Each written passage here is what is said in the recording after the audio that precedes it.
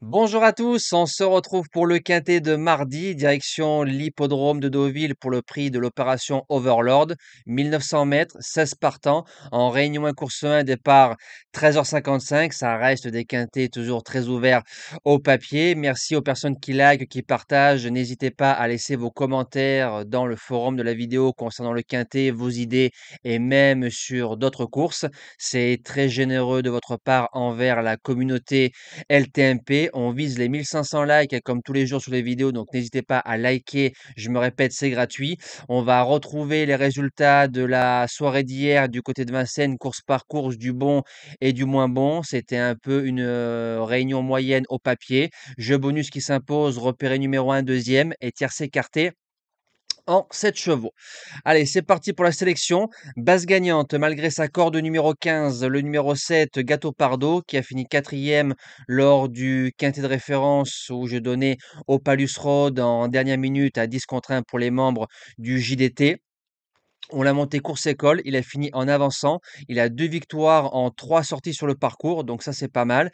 Christophe Soumillon qui lui réitère sa confiance. Si le crack jockey arrive à se sortir du piège, je pense que Gâteau Pardo peut s'imposer. En deuxième base, le 4 Lovis Gold qui a été monté contre nature récemment dans le quintet de référence. Il a fini deuxième à 30 contre 1 en avançant. 1900 mètres PSF Deauville, c'est toute sa vie. Il peut aller devant, il a gagné quintet ainsi et je pense qu'en 39,5, il peut en gagner un deuxième. Pour les chances, le numéro 11, Vicomte de Jodelet, qui a fait une rentrée gagnante sur un 1900 mètres PSF à Chantilly.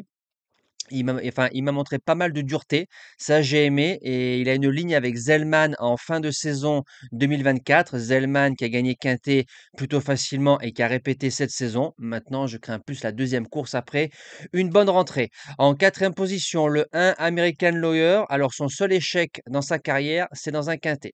Sinon, c'est 9 sur 9, allant de 1600 mètres à 2000 mètres, tout terrain et toute surface. Et comme le 13 février, il a couru extra et qu'il est supplémenté, je ne vais pas condamner un cheval sur une mauvaise sortie dans un événement, surtout qu'il a dû progresser mentalement.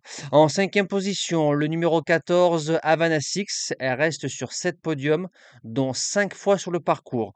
Elle se retrouve en 35 de valeur. Alors c'est vrai qu'elle monte de catégorie. On met Didier Ardouin. Pour les places, j'achète. En sixième position, le 13 Chica de Ciudad qui reste sur 2 victoires. Une victoire course à réclamer, une victoire sur le parcours dans un handicap très facilement. Alors c'est vrai, on monte de catégorie, mais sur la forme, ça me plaît beaucoup. En septième position, le 16 Talk Show. Alors ce cheval me fait penser à Forceful.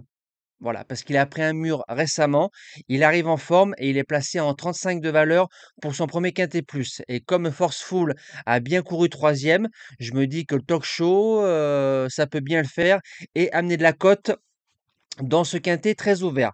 Et je termine avec le numéro 9, Modern Light, alors qui a répété ses valeurs en fin de saison 2024. Ses lignes, c'est Gâteau Pardo et Zellmagne, donc c'est des lignes gagnantes pour moi. Maintenant, le cheval va faire sa rentrée, mais sur le parcours, c'est 3 sur 3. Donc il y a du pour et du contre. Voilà. Nous, on se dit à demain pour le GNT de Reims. Ce sera la troisième étape du circuit 2025 sur l'hippodrome rémois en Champagne, en espérant être bon, passer un bon quintet. Merci à tous et à demain.